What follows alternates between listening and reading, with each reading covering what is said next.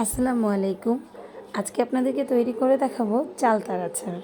আমি প্রথমেই গরম কড়াইয়ের মধ্যে সরিষার তেল দিয়ে দিলাম। আমি ঘানি সরিষার তেলটা ব্যবহার করেছি, একদম পিওর। উপকরণগুলো দেখিয়ে দিচ্ছি। চালতা সেদ্ধ করা, হালকা ভাপ দিয়ে নুন হলুদ দিয়ে সেদ্ধ করা চালতাকে আমি ঠান্ডা করে থেতো করে নিয়েছি। 5 ফোড়ন, সরিষা গুঁড়ো, তারপর রসুন কুচি, শুকনো মরিচ গুঁড়ো, চিলি ফ্লেক্স যাকে বলি, লবণ স্বাদ মতো এবং চিনি। আমি আগে যেহেতু সেদ্ধ করার সময় লবণ দিয়েছি, তারপরে অল্প পরিমাণে কিছু লবণ লাগবে। তেলটা যখন ভালো করে তেলটা যখন ভালো করে বলক উঠেছে তখন আমি দিয়ে দিয়েছি রসুনটা যখন একটু ভাজা হয়েছে তারপর আমি থেতো করা চালতাগুলো দিয়ে দিলাম। দিয়ে আমি সবগুলো চালতা ঢেলে দিচ্ছি। এরপরে আমি নেড়ে চেড়ে ভালো করে মিক্স করে নিব চালতাগুলো। এখানে আমি প্রায় 6টার মতো চালতা আমি কেটে নিয়েছি।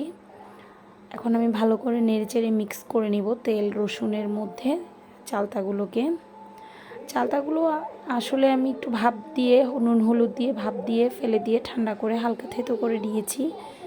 চালতার ভেতর না হলে মশলাগুলো যায় না যদি থেতো করে না নিই, সেই কারণেই থেতো করে নেওয়া। এরপর আমি এর মধ্যে এক এক করে মশলা অ্যাড করব। আমি প্রথমেই দিয়ে দিচ্ছি চিলি ফ্লেক্স, যাকে শুকনো মরিচ গুঁড়োগুলো দিয়ে এবার আমি ভালো করে নেড়ে চেড়ে নিব, ভালো করে চালতাগুলোর সাথে মিক্স করে নিব। চালতার আচার বানানো মোটামুটি সহজ, খুব একটা কঠিন কিছু না। আমি আমার মতো করে বানিয়েছি, আপনারা চাইলে আপনাদের পছন্দ অনুযায়ী করে নিতে পারেন। ভালো করে মিক্স করে নিয়ে শুকনো মরিচের ফ্লেভারটা যাতে চালতার ভেতর ঢোকে ওই জন্য আমি ভালো করে মিক্স করে নিচ্ছি। আচার বানানোর সময় অনবরত নাড়াচাড়া করতে হয়। এবার আমি পরিমাণ মতো সরিষা গুঁড়ো এবং 5 ফোড়ন গুঁড়োটাকে হালকা করে টেলে আমি ওটাকে ভাজা করে নিয়ে এরপর আমি গুঁড়ো করে নিয়েছি ব্লেন্ডারের জারে। এরপর আমি ওটা দিয়ে ভালো করে মিক্স করে নিলাম। এবার ভালো করে মিশিয়ে নিতে হবে, মশলাটা নাড়াচাড়া করতে হবে যাতে পোড়া লেগে না যায়। আচার বানাতে গেলে অবশ্যই বেশি বেশি নাড়াচাড়া করা লাগে, না হলে আচারটা নিচে লেগে যায়, আর লেগে গেলে আচার খেতে ভালো লাগে না। যার কারণে আচারটা একটু অনবরত নাড়তে হয়।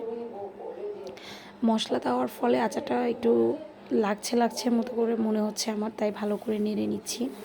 মশলাগুলো ভালো করে মিশিয়ে নিয়ে এবার দিয়ে দিলাম চিনি। পরিমাণ মতো চিনি দিয়েছি। আমি খুব একটা মিষ্টি করব না বা ঝালও করব না, এখন অল্প চিনি দিয়ে দিলাম। এরপরে আমি আরও কিছু চিনি অ্যাড করে নিব যদি প্রয়োজন হয়, আর যদি আমার পরিমাণ মতো থাকে তাহলে আর দিব না। এখন আমি সামান্য পরিমাণে নুন অ্যাড করে নিলাম, লবণ। সেদ্ধ করার সময় যখন লবণ দিয়েছি তাই এখন লবণের পরিমাণটা একদম কম দিলাম। সব মশলা ভালো করে নেড়ে চেড়ে মিক্স করে নিচ্ছি। আমি আবার কিছু চিনি অ্যাড করে দিচ্ছি, কারণ মিষ্টিটা একটু কমই হয়েছে, যার কারণে আর একটু চিনি আমি অ্যাড করে দিলাম। এবার ভালো করে চিনি সহ মিশিয়ে নিই। চিনি দেওয়ার পরে খুবই একটা রসালো ভাব এসেছে।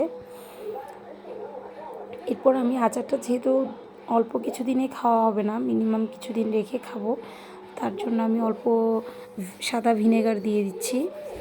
সিরকাও বলে কেউ, সাদা ভিনেগারও বলে, যাতে আচারটা ফাঙ্গাস না হয় সেই কারণে সিরকা ইউজ করা হয়। আমার আচারটা প্রায় হয়ে আসছে। যেহেতু সেদ্ধ করা এবং থেতো করা, আচারটা রেডি করতে খুব একটা বেশিক্ষণ সময় লাগছে না। অলরেডি আমার আচার প্রায় হয়ে এসেছে, দেখতে পাচ্ছেন তেলগুলো উপরে উঠে এসেছে। আমার আচার একদম পারফেক্টভাবে তৈরি হয়ে গেছে। নুন মিষ্টি টক ঝাল পারফেক্ট একটা চালতার রেডিমিক্স আচার আমি তৈরি করে ফেললাম। আপনারাও চাইলে আমার রেসিপিটি দেখে তৈরি করে নিতে পারেন। আমি আমার মতো করেছি। অনেকেই আমরা জানি আচার তৈরি করতে পারি, যার যেমন ইচ্ছা সে সেরকম তৈরি করে নিতে পারেন। আবার কারো যদি আমার ভিডিওটি ভালো লাগে আমার মতো করেও করতে পারেন। ওকে, আসসালামু আলাইকুম, ভালো থাকবেন।